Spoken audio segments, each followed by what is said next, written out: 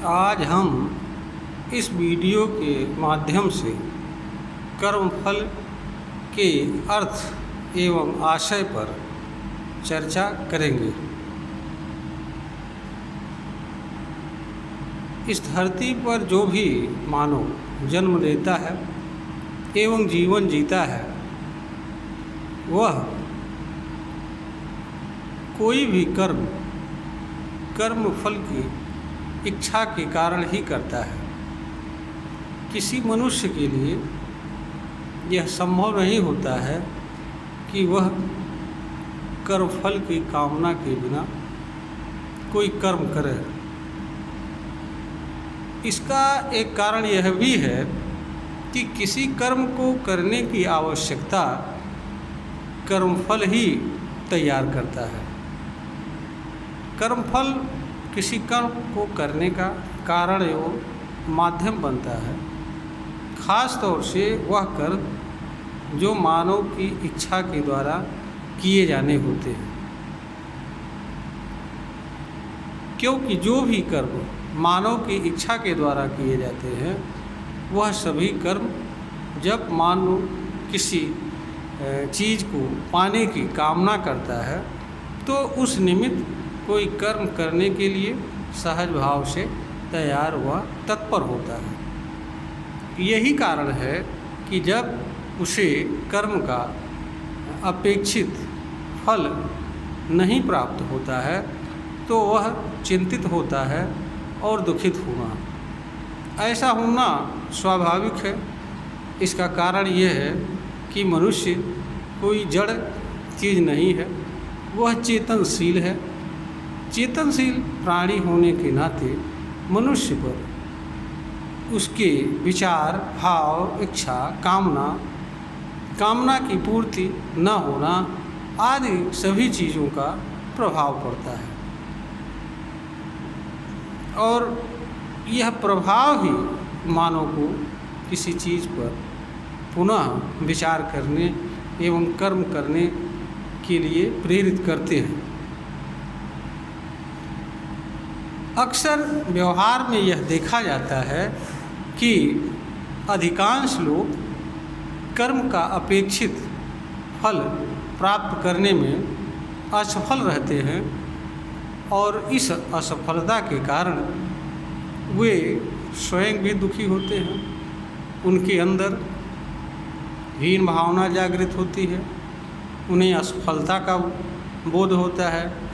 उन्हें यह लगता है कि हमारा भाग्य खराब है, हमारे जीवन का कोई उद्देश्य नहीं है।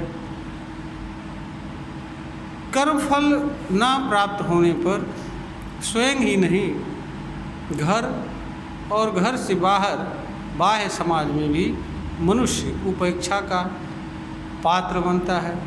लोग उसे अयोग्य समझते हैं, अर्थहीन समझते हैं। इसका कारण यह है कि मानव की योग्यता, कर्मठता, बुद्धिमत्ता, समझदारी आदि सभी चीज़ें उसके द्वारा किए जाने वाले कर्म के फल से व्यक्त होती हैं।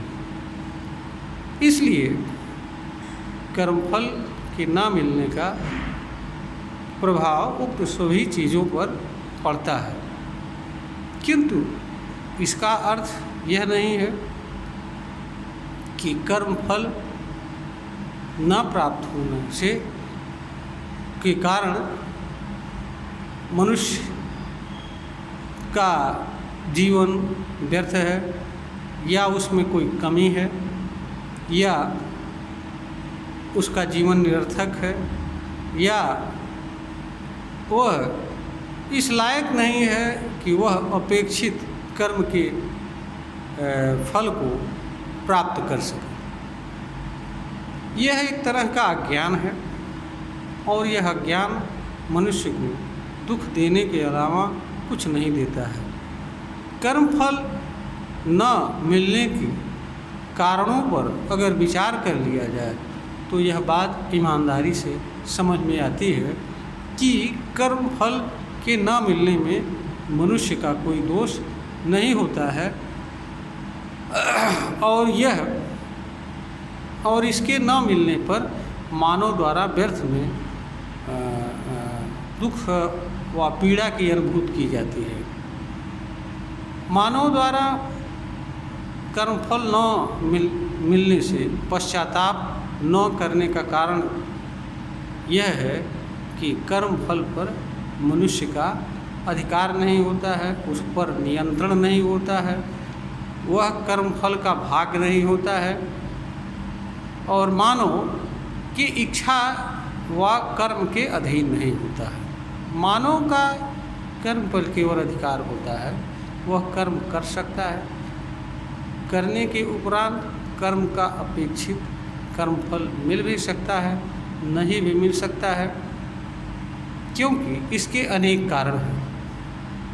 पहला कारण यह है कि हो सकता है कि किया जाने वाला कर्म संपूर्ण मनोयोग एवं क्षमता से न किया जा रहा हो या उसमें कुछ विशेष अतिरिक्त तत्परता सावधानी की ज़रूरत हो। खास तौर से ऐसे कर्मफल जहाँ व्यक्ति प्रतियोगी परीक्षाओं में भाग लेता है, जहाँ पर अत्यंत कम सीटें होती हैं और उनमें व्यक्ति को अपनी जगह बनानी होती है, क्योंकि ऐसे जगह पर व्यक्ति की योग्यता अयोग्यता माने नहीं रखती है। वहाँ माने सिर्फ उसका मेरिट लिस्ट में अपनी जगह बनाना होता है। बहुत सारे लोग योग्य होते हुए भी मेरिट लिस्ट में नहीं जगह बना पाते हैं और बहुत सारे ऐसे लोग भी होते हैं उनसे कम जानकारी, उनसे कम योग्यता रखते हुए भी मेरिट लिस्ट में अपनी जगह बना लेते हैं। ऐसी अवस्थाओं में मनुष्य के लिए यह विचारणीय प्रश्न होता है कि वह जितनी बार भी प्रतियोगी परीक्षा दे रहा है उतनी बार स्वयं के कर्म करने के तरीके का पुनर्मूल्यांकन करना चाहिए। उसे यह देखना चाहिए कि क्या क्या कारण रहे, किन किन विषयों में उसे कम नंबर मिला, उससे बढ़ने का कारण क्या है और उससे इतना अधिक अंक प्राप्त कर लिया जाए कि अगली बार वह मेरिट लिस्ट में आ जाए। यह सारी चीज़ें उसके लिए विचारणीय होती हैं, क्योंकि परीक्षाओं में बहुत बार ऐसा होता है कि अनेक विद्यार्थी बार बार परीक्षा देते हैं, किंतु इसके बाद भी उनका नंबर एक निश्चित उससे आगे नहीं जाता है और वो हताश और निराश होकर के बैठ जाते हैं। उन्हें यह लगता है कि शायद हम इसके लायक नहीं। यहाँ पर ऐसे लोगों को अपना पुनर्मूल्यांकन करना चाहिए और यह देखना चाहिए कि उनकी तैयारी में कहाँ कमी रह गई, उनका नंबर क्यों नहीं बढ़ रहा है। इनके कारणों को जान लें, पहचान लें और पुनः स्वस्थ मन से, पूरी क्षमता से, पूरी तत्परता से प्रयास करें तो निश्चित ही उन्हें सफलता मिलेगी। असफलता मिलने का कोई कारण नहीं बनता। दूसरा कारण यह होता है कि मानव द्वारा किया जाने वाला कर्म ऐसा होता है जिसको वह बहुत अच्छी तरीके से करने की योग्यता या क्षमता नहीं रहता है। यह सही है कि मनुष्य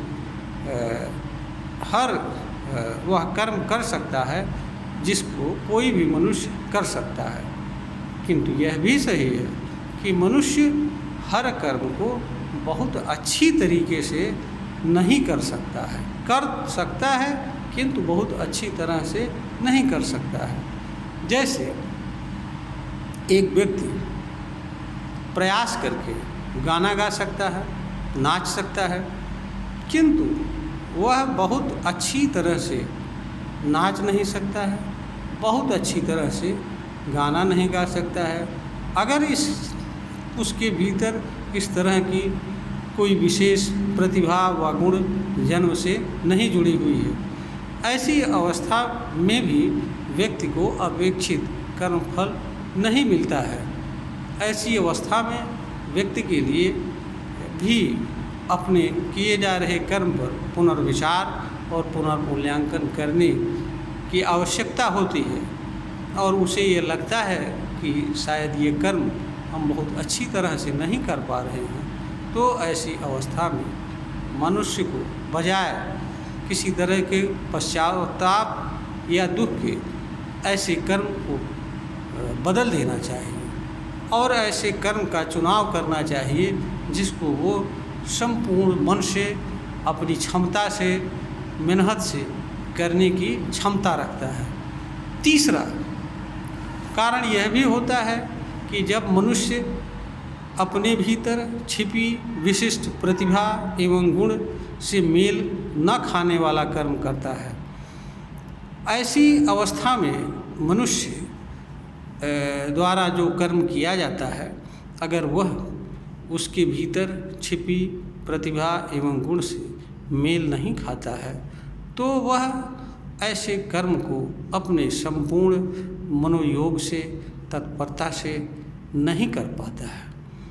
ऐसी अवस्था में भी मनुष्य को कर्मफल या तो नहीं मिलता है या मिलता है तो आधा अधूरा मिलता है या ऐसा कुछ मिलता है जो मनुष्य के संतोष का कारण नहीं बन पाता है। ऐसी अवस्था में भी मनुष्य को यह देखना चाहिए कि अगर कर्म करते हुए उसे कर्मफल नहीं मिल रहा है तो उसे यह देखना चाहिए कि क्या मेरे द्वारा किया गया कर्म मेरे भीतर छिपी सहज स्वाभाविक प्रकृति प्रदत्त गुण एवं प्रतिभा से मेल खाती है या नहीं खाती है। अगर मेल खाती है तो कर्म को पुनः नए तरीके से, नए रूप में, अच्छे तरीके से करना चाहिए और नहीं मेल खाती है तो बिना पछतावा के कर्म का त्याग कर देना चाहिए और ऐसे कर्म का चुनाव करना चाहिए जो उसके भीतर छिपे प्रतिभा एवं गुण से मेल खाता हो।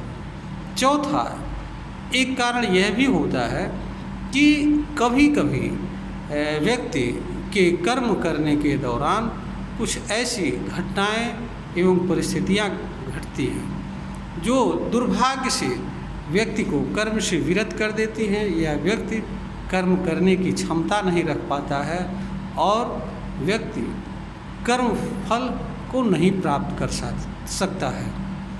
ये 4 मोटे मोटे कारण होते हैं जो व्यक्ति को के कर्म फल मिलने में ना मिलने में बाधा उत्पन्न करते हैं और जिनके कारण व्यक्ति को किए जाने वाले कर्म का फल नहीं प्राप्त होता है। इस कारण से हर व्यक्ति को यह समझना चाहिए कि उसके द्वारा किए जाने वाले कर्म फल का ना मिलना उसके लिए दुख व पश्चाताप का कारण नहीं है। इसका कारण यह है कि उस पर उसका नियंत्रण नहीं है, वह उसके कर्म क्षेत्र में नहीं आता है। कर्म फल कर्म का हिस्सा नहीं होता है, मानव की मानवीय शक्ति एवं उसके नियंत्रण से परे होता है।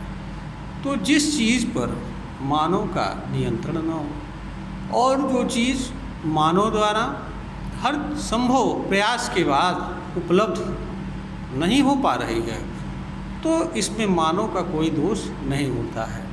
मानव का दोष सिर्फ वहीं तक होता है जहाँ तक उसके द्वारा कोई ऐसा कार्य नहीं किया जा पा रहा है जिसे वह कर सकता था और कर्मफल को प्राप्त कर सकता था। अगर मनुष्य के स्तर से किसी तरह का कोई दोष या कमी नहीं है, उसके बाद भी नहीं उसे कर्म का फल प्राप्त हो रहा है तो इसमें उसका कोई दोष नहीं है, ना उसके भाग्य का दोष है, ना उसके जन्म एवं जीवन के उद्देश्य का दोष है।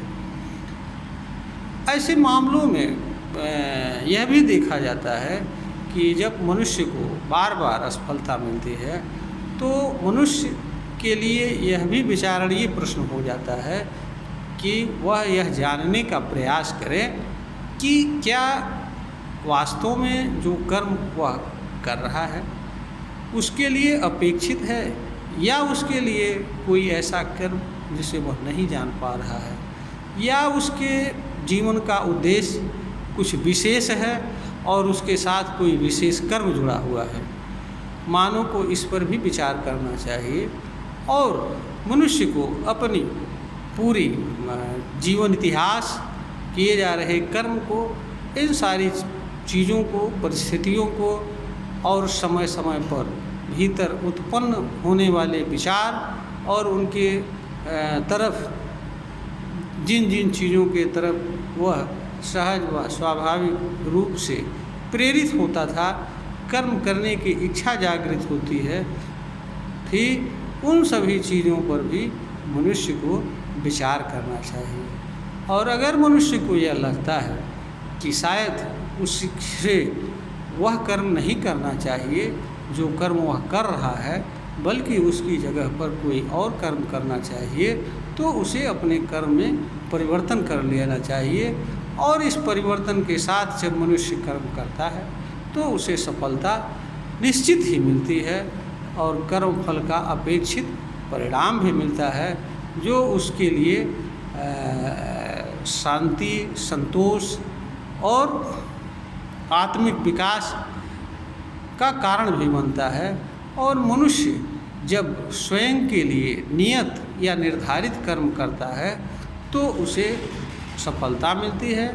ऐसे कर्म को करता हुआ मानव स्वयं के लिए उपयोगी होता है और मानव समाज में अन्य लोगों के लिए भी उपयोगी होता है, दूसरों के लिए प्रेरणा स्रोत बनता है। इसलिए कर्म फल का ना प्राप्त होना मानव के दुख व चिंता का कारण नहीं है, बल्कि इसका अर्थ यह है कि मनुष्य को इस पर नए तरीके से विचार करना चाहिए और यह जानने का प्रयास करना चाहिए कि वह जो कर्म कर रहा है ठीक तरह से नहीं कर पा रहा है, या जो कर्म कर रहा है उसको अच्छी तरीके से कर नहीं सकता है, या जो कर्म कर रहा है वह उसके भीतर छिपी प्रतिभा व गुण से मेल नहीं खाता है, अथवा अगर कोई व्यवधान या बाधा उत्पन्न होती है तो उसका निवारण कैसे हो सकता है, उसको निवारण करके कर्म करना चाहिए। और अगर यह लगता है कि नहीं, यह कर्म जो मैं कर रहा हूँ यह कर्म मेरे लिए नहीं है, मेरे लिए अमुक कर्म है, तो मनुष्य को अपने कर्म में बदलाव करके नए कर्म को करना चाहिए और पुनः उसे कर्म करते हुए कर्मफल अवश्य प्राप्त होगा। यह वीडियो अगर देखने पर उपयोगी प्रतीत होती है तो मेरा अनुरोध है कि इसको लाइक करें, सब्सक्राइब करें, शेयर करें, ताकि यह बात अन्य जनों तक पहुंच सके।